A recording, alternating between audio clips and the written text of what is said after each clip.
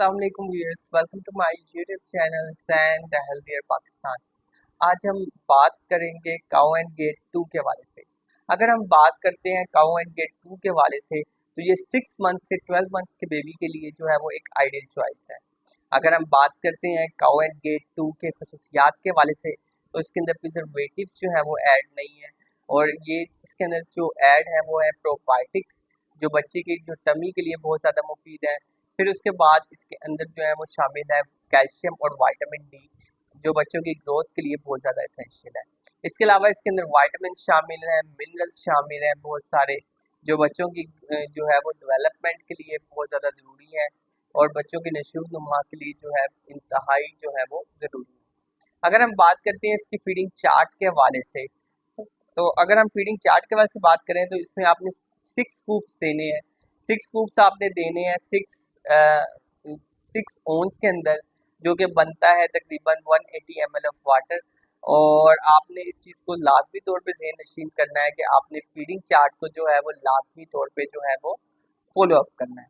फिर उसके बाद अगर हम बात करते हैं इसका तरीक़ेकार या प्रिपरेशन के हवाले से, तो सबसे पहले आप हाथों को अच्छी तरीके से धो लें। हाथों को अच्छी तरीके से धोने के बाद आप जो यूटेंसिल्स हैं या बर्तन वगैरह हैं उनको अच्छी तरीके से धो लें। अब आप जब बर्तनों वगैरह को अच्छी तरीके से धो लें, फिर उसके बाद क्या करना है, आपने वाटर को बॉयल करना है। और आपने वाटर कितना बॉयल करना है, आपने तकरीबन 180 ml वाटर जो है आपने जो है वो बॉयल करना है, यानी अमाउंट थोड़ी ज़्यादा ही रखिएगा ताकि फीडर में जो है वो 180 ml जो है वो वाटर पहुँच जाए। बॉयल करना है, फिर उसको मॉडरेट टेम्परेचर पे लेके आना है, फिर उसके बाद आपने फीडर में डालना है। फिर उसके बाद जो आपको जो है स्कूप मुहैया है उसी स्कूप से आपने लेवल अप करना है। स्कूप से लेवल अप करने के बाद आपने वाटर के अंदर डालना है, अच्छी तरीके से आपने थोड़ी तौर पे जो है आपने मिक्स अप करना है। और जो है फिर उसके बाद एक बार दोबारा जो है आपने टेम्परेचर चेक कर लेना है।